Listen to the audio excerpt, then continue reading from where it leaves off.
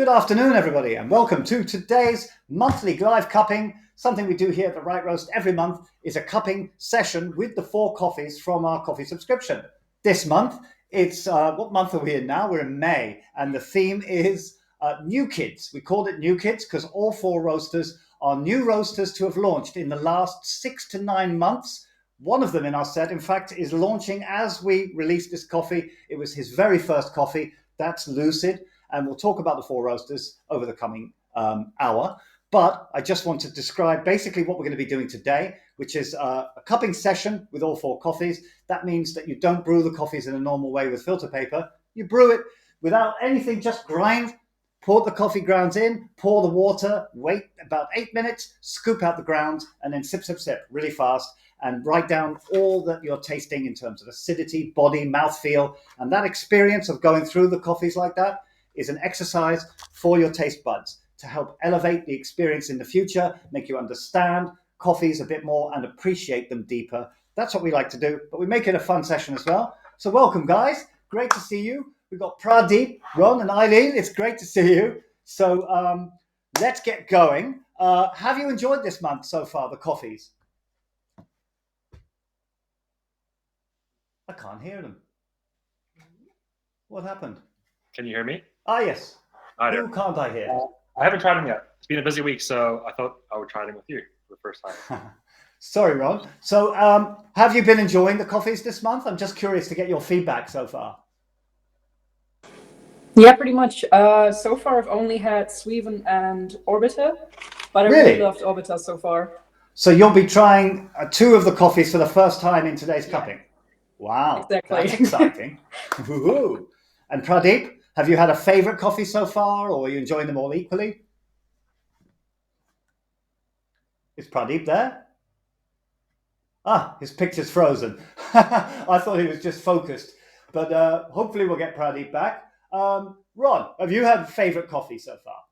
I haven't had a chance to try them, so I'll be cupping them for the first time today. Amazing. Wow. Well, I really will be asking you a lot for your first reactions. So that's a really exciting thing, actually, because I know I go to a lot of cupping sessions and I've never tasted the coffees before. So our cupping sessions are usually where we know the coffees, but it's very exciting to see someone who is trying all 4 of them for the first time. We'll get close-ups of Ron's reactions. So, shall I describe basically the cupping? Have you done a cupping before, Ron? Yes, I have, yeah. Okay, great. So you are familiar with cuppings, but just for people at home, just to describe what we do, you basically grind all 4 coffees to the same grind setting, which is pretty fine, sort of on the finer end of medium grind, so that you can really extract a lot of flavor. Make sure that you have 4 cups that don't have to be the same size, but it helps. And you pour the same amount of water in each. So make sure that you have enough water in your kettle. You can boil the water. Everything is basic, really. It's just grind, pour boiling water, and wait. 12 to 200. Right, and the recipe you should use, that's right, ideally is 12 grams to 200. You can use 10, but stick to the ratio of what 12 to 200 is, which I forget the exact ratio. But as long as you, on the sliding scale, stick to that ratio, pour the same amount in, make sure that everything is equal, and then you are having a cupping experience. So the ratio is 16.6 to 1. That's the best ratio that we like to use in cupping. And once you've let the coffee ground, pour the water and steep, it's important that you wait for about 4 minutes before breaking the crust. And then you're going to get one of your spoons, and you're going to take your time on each coffee, breaking the crust, releasing the smell, taking in that first fresh aroma. And then you scoop out the grounds, wait another, how long? 8 minutes? 10 minutes. And then you can drink the coffees and write down on your tasting cards your experience. That way you trap forever the experience that you had. Rather than just taste and move on, you want to remember, you want to recall, and you want to reflect. So it's very important that you have your tasting cards during a cupping session as well. Otherwise you'll forget the experience. Okay, so let's grind the coffees. We can get on with this now so we can talk while the coffee is actually being steeped. So I'm going to start with coffee number 1. Take in the dry aroma as well when you grind the coffee. And I'm going to grind mine on the ode. The ode tells me that between number 2 and 3. So I'll go slightly finer So I'll probably go 2.1 on the oud. As long as I grind it the same all 4 times. Okay.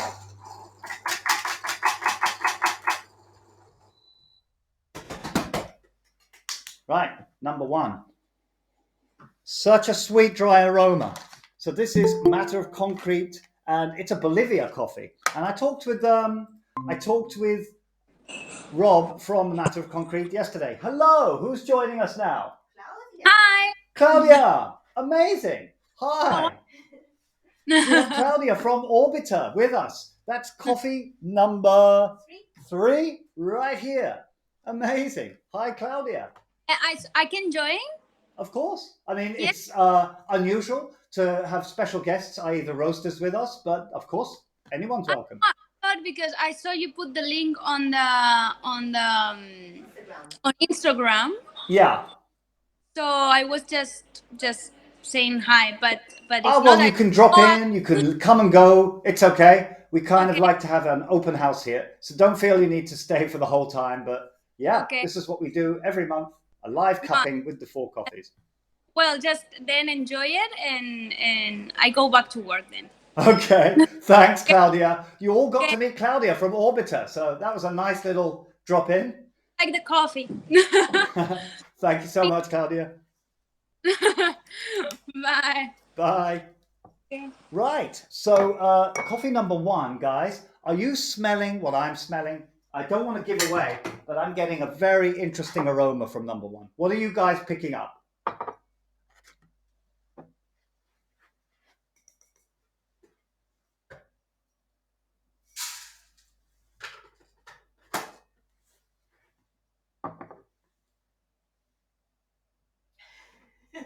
Pradeep? Yeah, I want to say chocolate and hazelnut, but I don't know. But anything else? Anything in the kind of pastry department? Like a croissant, maybe?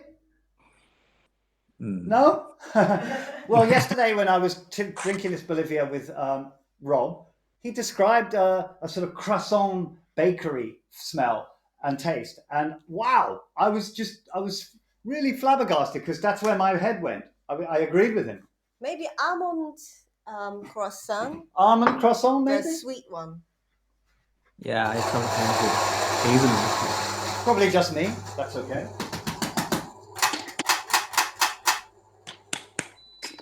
Right. Coffee number 2. This one is by Sweven. This is the Elva Gel. So very exciting to have Elva Gel. We met the producers. I do recommend people to go on our Instagram channel and watch our IGTVs because we chatted not only with the roasters one day, the roaster, Jimmy Dimitrov, we also spoke with Elias, and I've forgotten the other guy's name.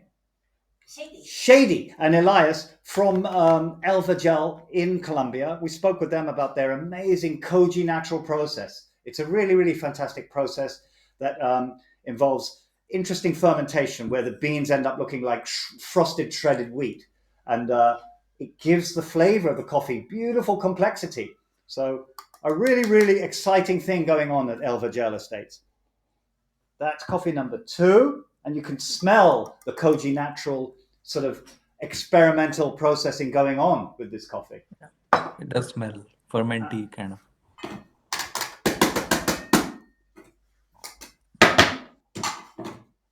Okay, coffee number 3 is Orbiter. We just met Claudia from Orbiter.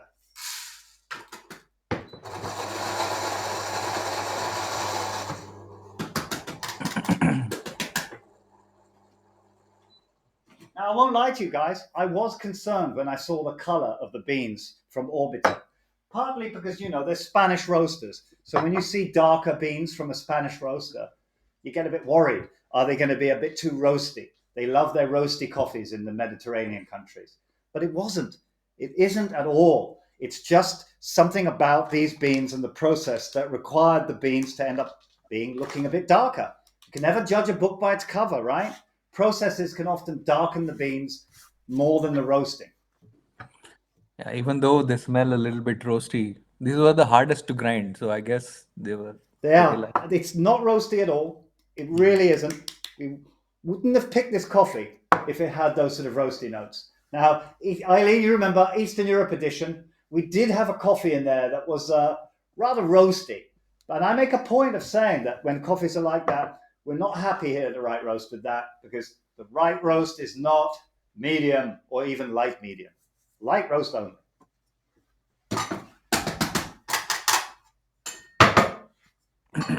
Right, finally, coffee number 4, Lucid, another Colombia, an anaerobic washed Caturra, and this one is a sensation, really.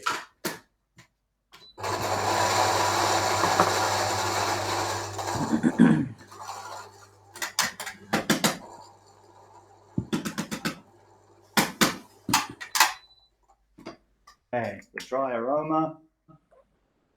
Wow, it's so gentle, creamy, complex, sweet. Number 4 aroma, to me, it's just so powerful because it's got that kind of aroma that you feel like you're already consuming it with the smell, either drinking or eating.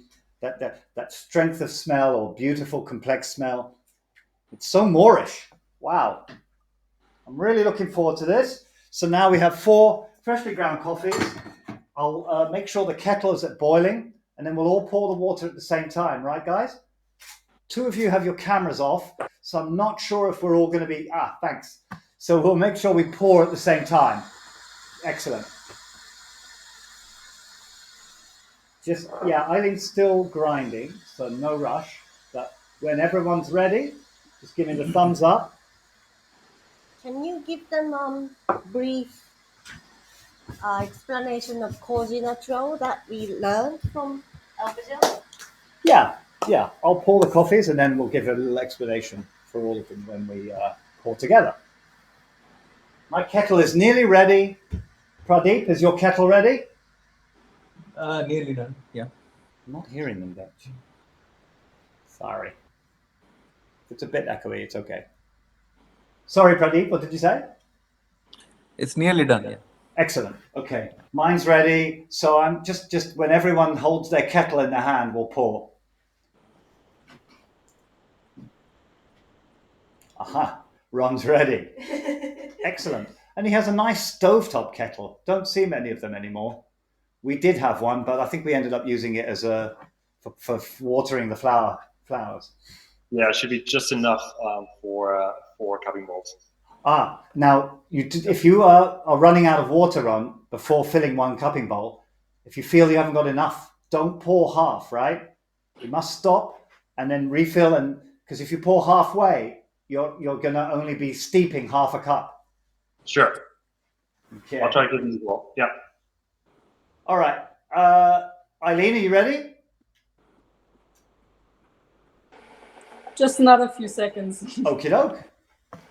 Everybody must be in sync. So the live sessions, when you're watching at home, if you can pause the video or skip, get to the point where we pour the water, and then the timing will be right, because after that, you don't need to pause anymore. We'll all be running at the same time.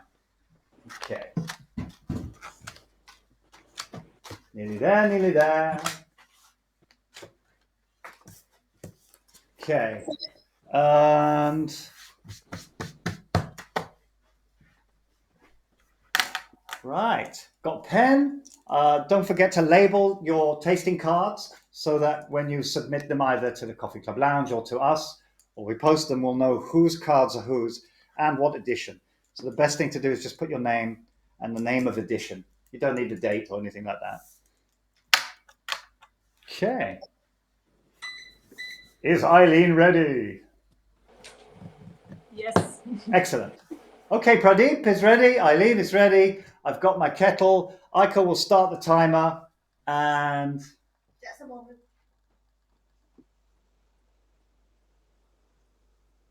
okay, start pouring. Coffee number 1.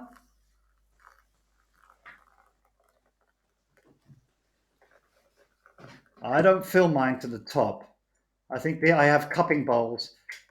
The good thing about cupping bowls is they are already pre-measured to take roughly 200 ml of water.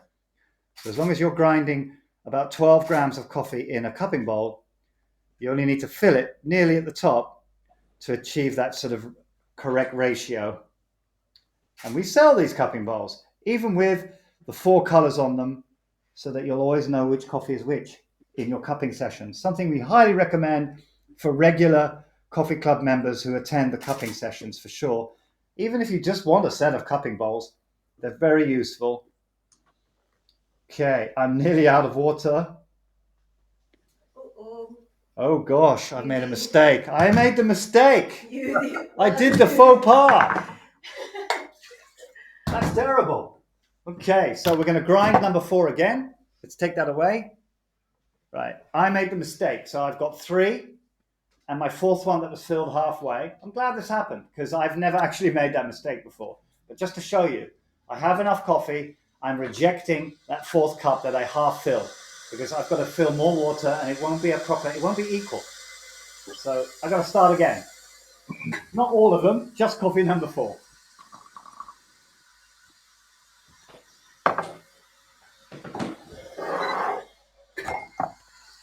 Okay, 12 grams.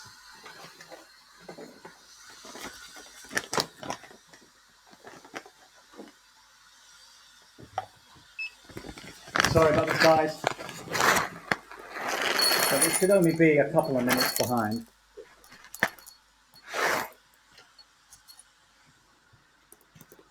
Okay.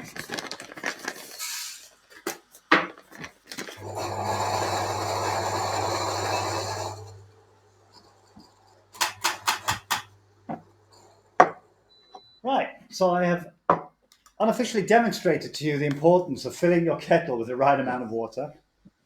So in goes another 12 grams. Kettle is boiled. I have enough water this time, yep.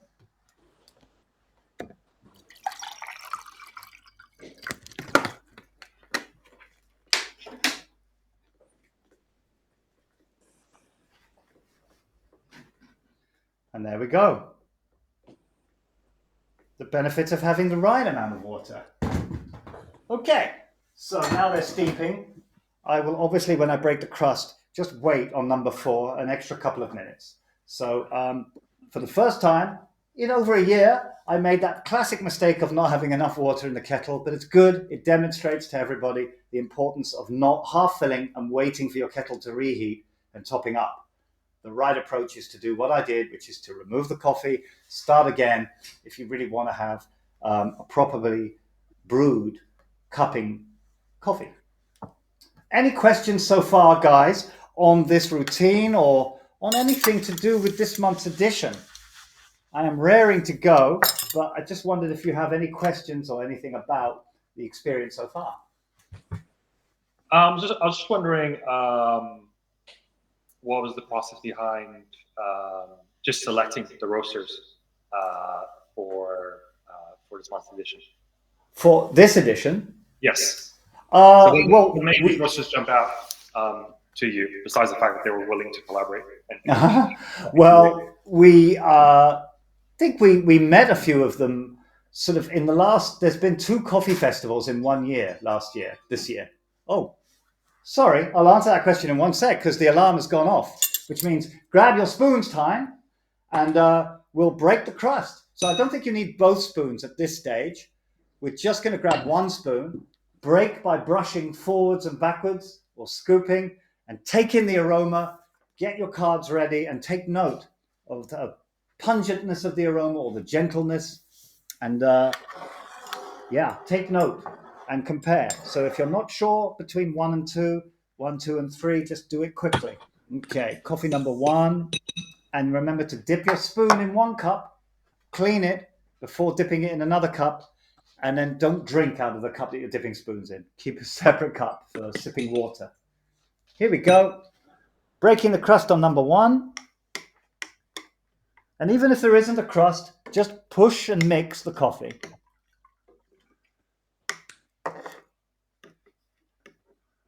Wow. So sweet, huh? Sweet, sweet, sweet. A matter of concrete. That Bolivia, unbelievable. Okay, so is it subtle or strong? It goes through this quite quick. Medium. Breaking the crust on number 2. Much stronger smell, right? Really quite pungent. Love that. You know, I wouldn't call it the strongest smell in the world, but it's up there. And already I'm changing number one because when I compare, it helps me get an alignment.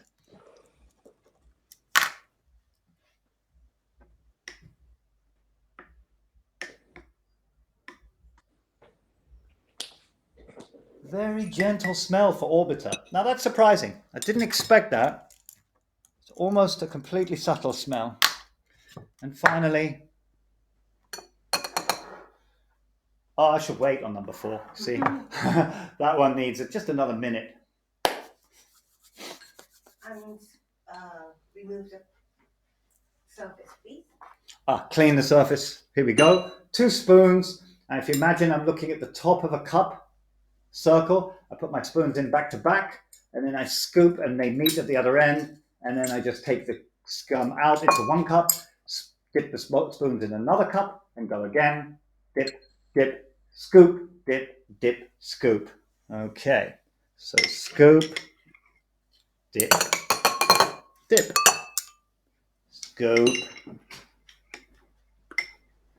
dip, scoop, dip, dip in a second, go to the next coffee, scoop, scoop, dip,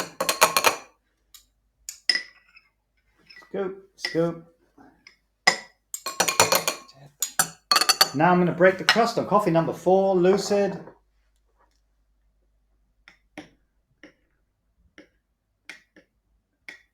Oh, what a smell.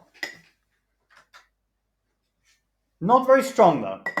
So I'm getting all that sweetness from number 4, but it's very gentle. So that's the identifier I want right now. Is not a sort of description of sweetness in the aroma, it's the strength. How pungent is the aroma? And that in itself, it's a more technical thing that I want to reflect on with the aroma. Because I think saying it's a sweet aroma, well, that's not really going to help me understand technically what that means, because I'll taste the coffee and it'll be sweet, but then I want to reflect on what aroma, what strength aromas have and why. Okay, that's all 4 done. Oh, now I've got to clean it. Okay, there we go.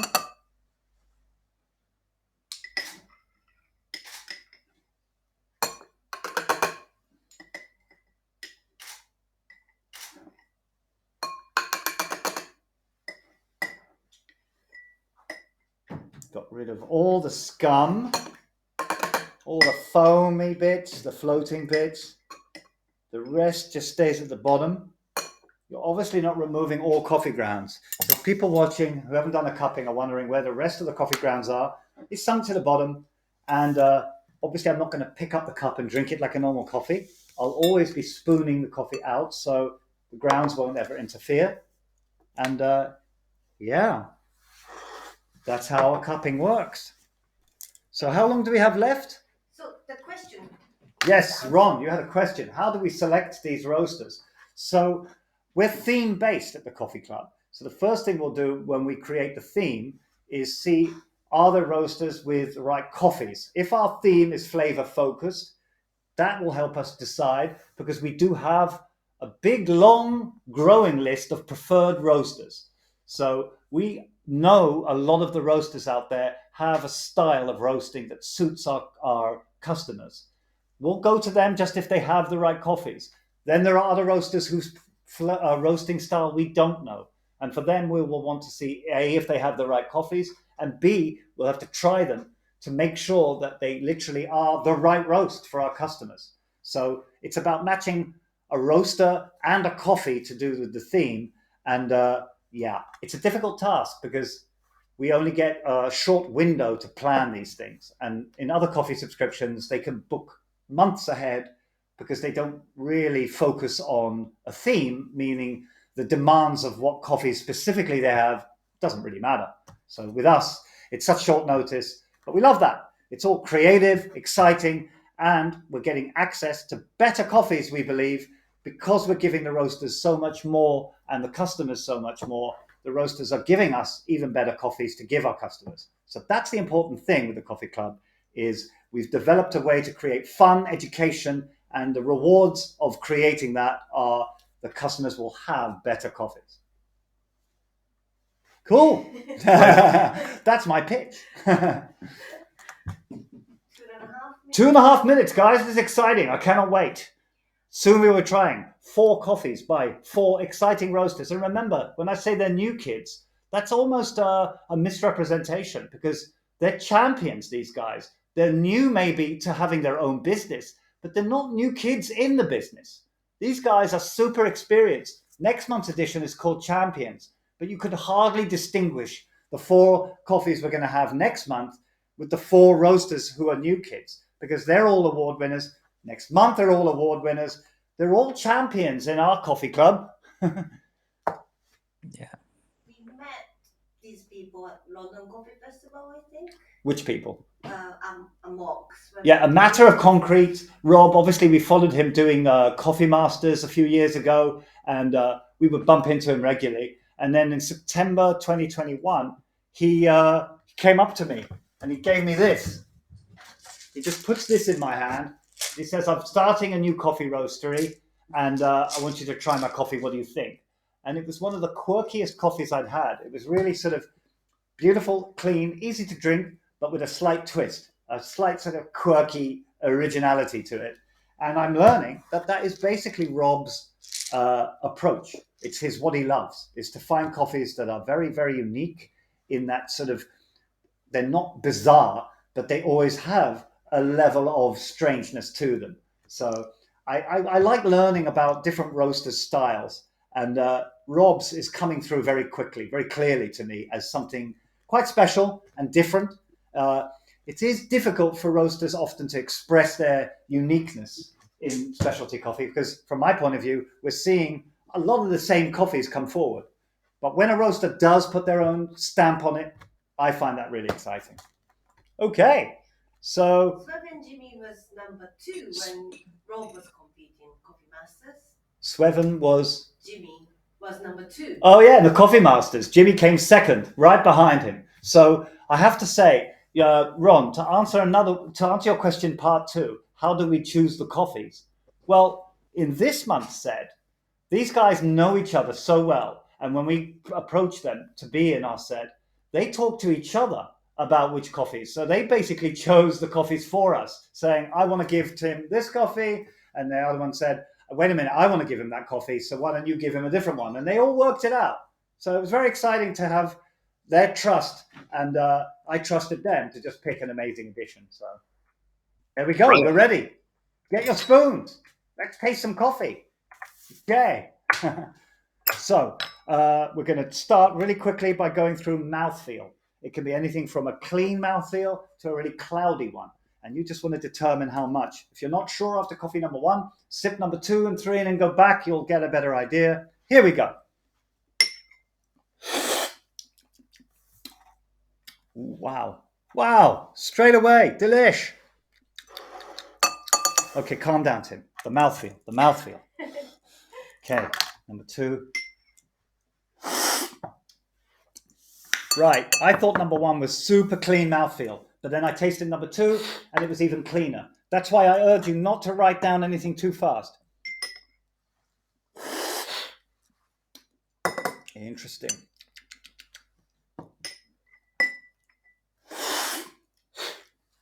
And number 4. They're all 4 really clean coffees. And every month I say this, we're picking fantastic coffees, guys. So if anything, they should always be really clean. This is just a kind of minor test as to see whether any of these coffees have slipped through the quality check. And we did have, a couple a few months ago that weren't quite as clean as we usually have. But I think this month they're all 4 super clean.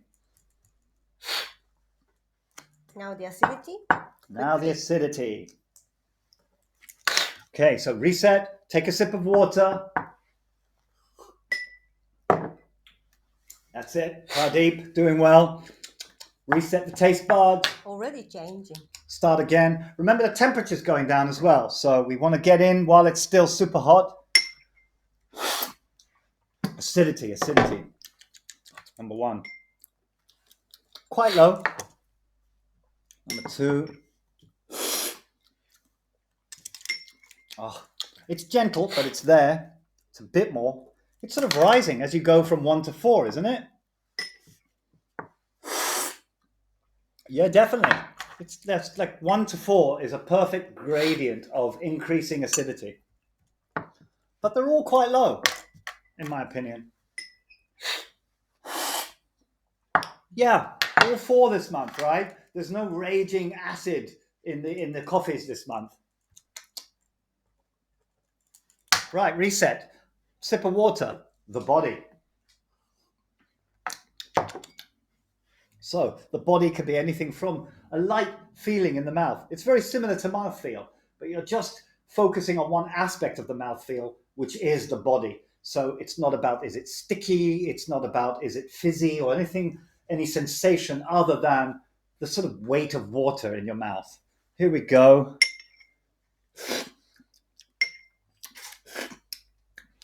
Oh my God. A Matter of Concrete is so sticky and wonderful and very full. Didn't expect that feeling. Number 2. Swevin is quite heavy as well. I wouldn't say that one is a light one either. In the middle for me. Number 3. Orbiter. So biscuity right now, isn't it? Slightly lighter than Swevin, in my opinion. And finally, number 4.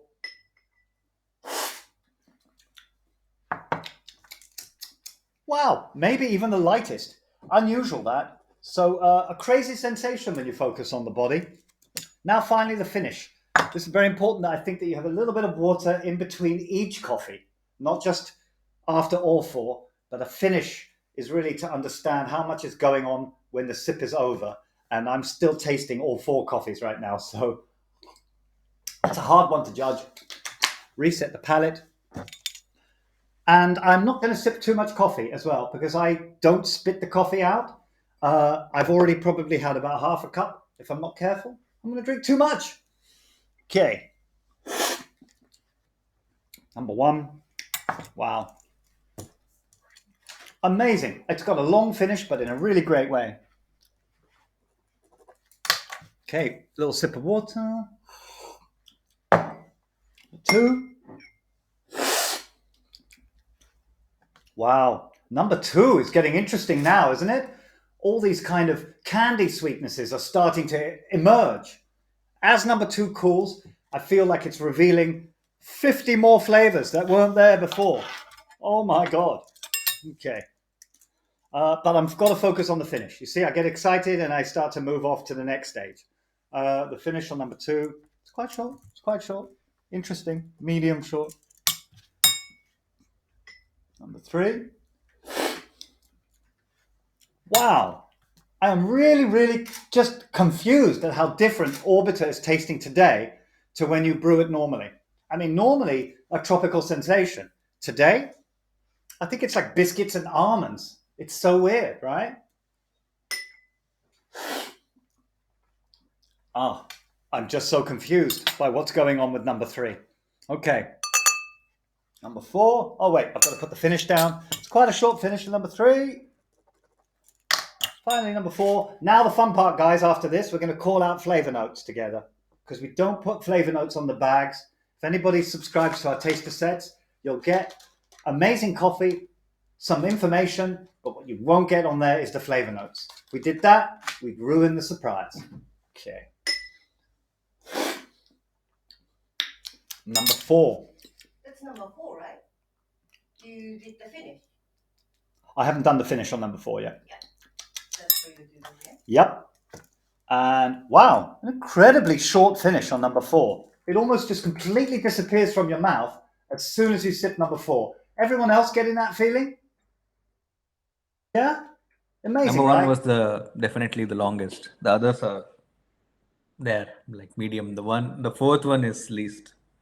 4th one is just, yeah, as soon as I sip, disappears. So interesting. And until you focus on that, you don't consider it, which is what I love about cuppings. It forces you to sort of just consider certain aspects of the experience at one time. So you're not sort of just taking in everything at once. A cupping session is about, okay, you have senses. So let's focus on one of those senses at a time. And that's the exercise to improve yourself in the future. Okay, let's call out flavor notes. Coffee number 1. They're like bold orange. What orange? Bold orange, so kind of like very big mouthful of orange or blood orange even. I like that. Yeah, really, really ripe, warm, low acidity orange. Like almost an orange glaze. Like a fruity tea. One of those fruity teas which you get. Not the tea, but the fruits dried and made into tea. Oh, I see. Yeah. Fruity tea. Yeah. I'm getting unusual candy-like sweetnesses now in number 1. It wasn't there before. Are you getting that? Just in the finish. So you sip it, and then right at the end, you get something like a Ribena, or not Ribena, but a candy. Wow. I don't know how to describe it. Like candy apple or something malic at the finish. Something like a toffee, like a toffee fruit. Toffee fruit, yeah, it's just sweet and candy, but not quite. That's my inability to sort of pin down something in particular, and it's frustrating for me. So that's why I like to do these cuppings, and I also try to eat more foods to provide myself with things that I can relate to. So I have to say that the cupping experience can be improved, not just in the cupping session, but on your everyday life. Try to just every now and then get curious and taste different foods, and then you are then giving yourself new things to reference when you taste coffee. Right. So that unusual candy sweetness. I'm going to use the flavor wheel to try and identify what it is. It's sweet, but it's not quite a fruit sweet. Sorry. I would say it's something like synthetic raspberry. It's like a kind of candy raspberry. So raspberries usually have a lovely fruit taste, but a sort of candy raspberry has a certain type of sweetness. That's what I'm associating. Everybody's different. I'm tasting the croissant thing much more than earlier. Yeah, that croissant really pops out. And it wasn't there at the beginning. I mean, when Rob was saying, when he first roasted it, it had a different taste, but it's now evolving and revealing this kind of biscuity nature. Okay, number 2. Buttery kind of pastry. Number 2. Number 2 now. Definitely getting peaches and stone fruits. Again, very candied though. All these coffees today are sweet, sweet, sweet. I mean, trust me, I've already tasted some of next month's coffees, and they're not all going to be sweet. You're going to taste sort of very interesting crisp notes and dry notes, and we had boozy edition where things were quite boozy and funky. But today I feel like this is a sort of sweet edition almost. Everything is so sweet. Come on, call out flavor notes for number 2, guys. I'd say floral. Floral is good, yeah. Kind of maybe rose petals, right? That's a sweet floral.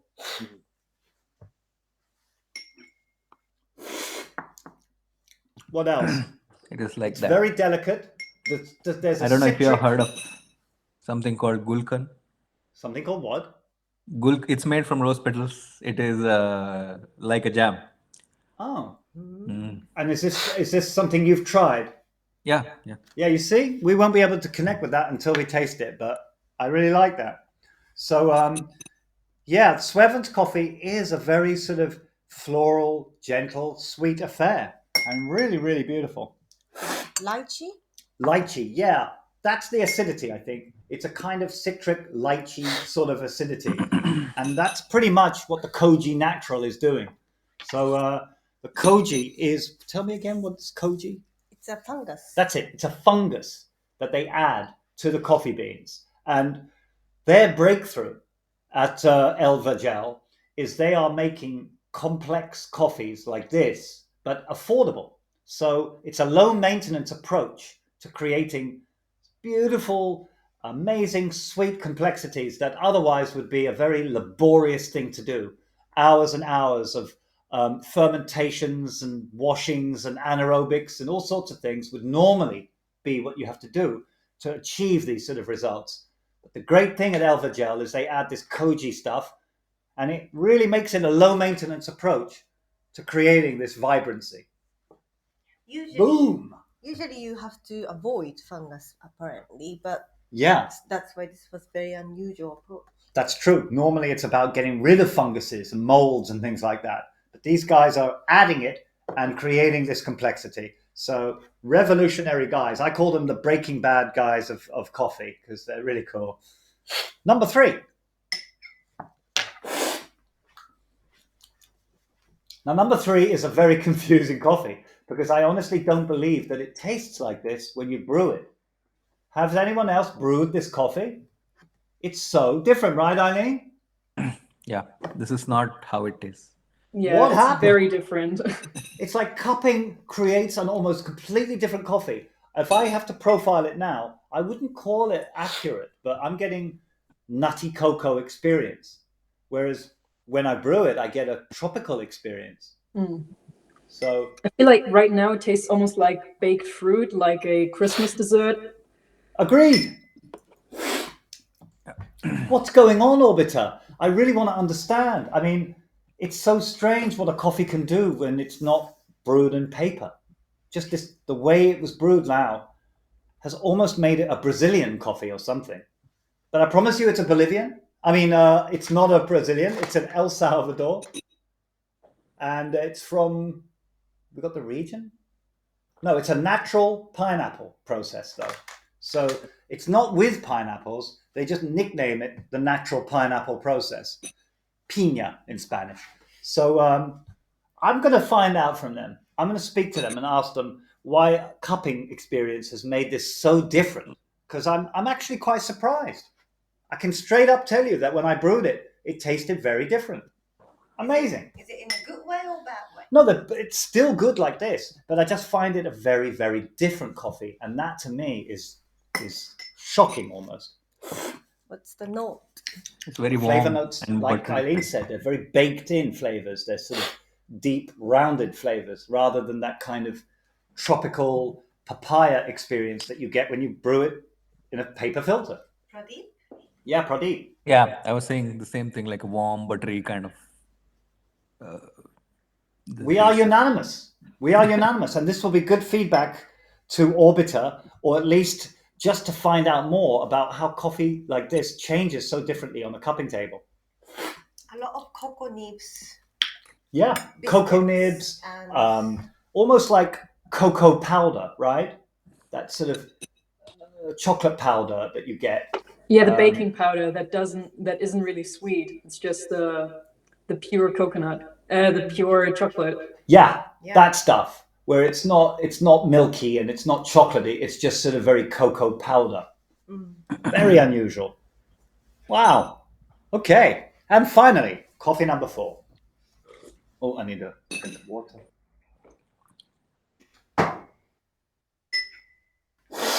It has become much more acidic now. Yeah, you're right. Increased acidity. It's sort of very tart now, I would say. Gentle, though. Nothing in this coffee is aggressive. This is a lamb, this coffee. It's so beautifully gentle. Wow.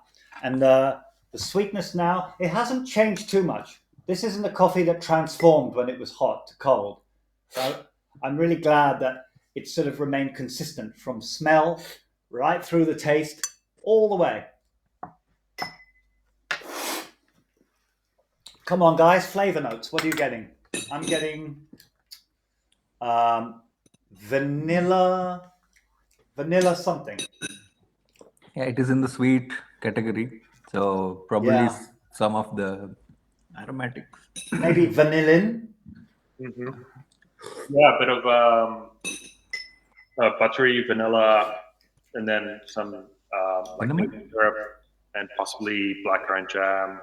Wow, nice one. Yeah. yeah, I agree. It's very jammy. Very jammy. I really feel like I could spread it on toast. So good. Same. Brilliant profiling, guys. Really, really great. And an amazing session. I really, really enjoyed these coffees. The sort of, I don't know, the sweetnesses that are coming through today. I feel like I've had a bowl of sugar almost. So much sweetness. Yeah. Except Amazing number 3. coffees. So, guys, brilliant experience today. We think we should wrap it up. I've really enjoyed it. And the cupping session next month is going to be a Champions edition. Just want to make a few announcements before we wrap up. Sorry, Aiko, what did you want to say? Let's wrap up the cupping first. Okay, So, should we go through the flavor notes and favorite coffee? yes, can we have the, I'll give you now the actual flavor notes as profiled by the roasters. This is the reveal, and then we'll hold up the bag of our favorite coffee for today, okay? So first, the flavor notes reveal. Coffee number 1, the roaster's profile for coffee number 1 is raspberry, cocoa, lemonade. Amazing, right? So that is a pretty broad spectrum of flavors to have fruit, cocoa, and lemonade. And I think it's really, really interesting coffee because I think he was describing that it had the more raspberry or lemonade flavors when he first roasted it, but it's been evolving and the coffee has kind of developed into this more biscuity taste. So when you brew it, I can't wait to see what you think, but I'm definitely picking up interesting croissant. And this one was more like Kenya when he was Yes, roasting first. well remembered. Sorry. Rob did tell us that when he first roasted that coffee, it was tasting like a kind of fruit, a Kenyan, but with more body. And it very much isn't now. I think it's more its own thing, a very unusual coffee. But surprised that it sort of evolved like that from being almost a Kenyan to what it is now. Okay, Sweven. Coffee number 2. The flavor notes are stone fruit, tropical, floral. So he doesn't put specific flavor notes. He likes to be general. I like that style. But we were pretty much talking about that. Stone fruits. I didn't really pick anything tropical, but we definitely, all of us agreed there was a lot of floral. He gave us more specific one later. It's Ah, not on the back. okay. Aiko's going to find the more specific flavor notes that he's written. And have you got that? Not yet. Okay. Might be sold out. Yeah. Okay, so Watermelon. Orbiter, I remember. Ah. Watermelon, watermelon, kombucha, berry That's right. kombucha. berry kombucha he put down, watermelon, and, well, those 2 flavor notes are pretty exotic. Definitely the berry kombucha. That's a really interesting one. And I think he nails it with that, because that sort of lychee acidity. Yeah, berry kombucha. Yeah, you should have put that on the bag, I think. But that's, I think, he wants to not reveal too much. Yeah, he's like us. He doesn't want people to get attached to the specific flavor notes. So some roasters just don't do it for the same reason we don't. And I like that. Okay, here it is. He says that it's got watermelon, papaya, wild berry kombucha, sweet, floral, and juicy. Yeah, great profile, great coffee. Orbiter. What is moras? Does anyone speak Spanish? Berries. Berries. Excellent. So they've said berries, tropical fruit, and mantequilla. What is that? Butter. Butter. That's right. Wow. Yep. Wow. We were all So saying baked and they buttery kind and of do warm. hint then at that transformation with the butter. So that's interesting. But the tropical fruit and the berries. Well, I'm going to speak to them about the craziness of what happened on the cup eating table today. And I just want to learn why that happens or how that happens. Or maybe their coffee went through a similar experience as a matter of concrete and tasted a certain way when they first roasted it. But as a coffee gets a bit older, it can change a bit. I am learning that happens. We did have a coffee from Colombia called El Paraiso that had beautiful lemongrass flavor notes in it. But then when we received the actual coffee to give our customers, we found that that lemongrass flavor note had disappeared. And the roaster told us that it can just age. And sometimes the profile evolves a little. And those delicate notes often disappear. So do be aware of that. It can happen. So that was Orbiter, Himalaya, with the unusual notes. finally, Lucid. Love their packaging. So his coffee is a Caturra anaerobic washed Colombia. And again, he doesn't put flavor notes, but he's written high sweetness, medium high acidity, milky and complex. So very minimal description. But milky is really good because it is a kind of, lactic acid, whatever you want to call that, milky sort of experience. And I think it's a beautiful coffee. Right, and this was his first ever roast. So you've got an exclusive coffee this month. That was a really, really exciting thing. Okay, guys, let's grab a pack. I won't. I'll let you three decide what your favorite coffees are. Maybe we have a unanimous decision, maybe not. I'll count to three, okay? On three. Are you ready, Ron? Okay, 1, 2, 3. All different. Look at that. Amazing. That's really cool. One from each. That's today's vote. Brilliant. Well, thank you, guys. And thank you for joining me. I've really, really enjoyed this. Hopefully it's been fun and educational for you. Next month, Champions Edition. 4 coffees by world-class roasters winning world titles. All of them, so many awards in their cupboards that they can barely close their cabinets. And we'll be talking to them not only about their amazing coffees, but what does it mean to be a champion? What does that do for the industry? And what does it mean to have the mindset of a champion? How do you actually win in these amazing competitions? Something we'll learn next month and taste their incredible coffees. Hopefully you can join us for that. Thanks again for today. Really, really appreciate it. Ron, Eileen, Pradeep, my new best friends. We'll see you all very soon. Have a great week. Thank you so much. Nice Thanks to for see you having all us, as guys. well. Tim. Bye-bye. See ya. Bye, guys. Okay.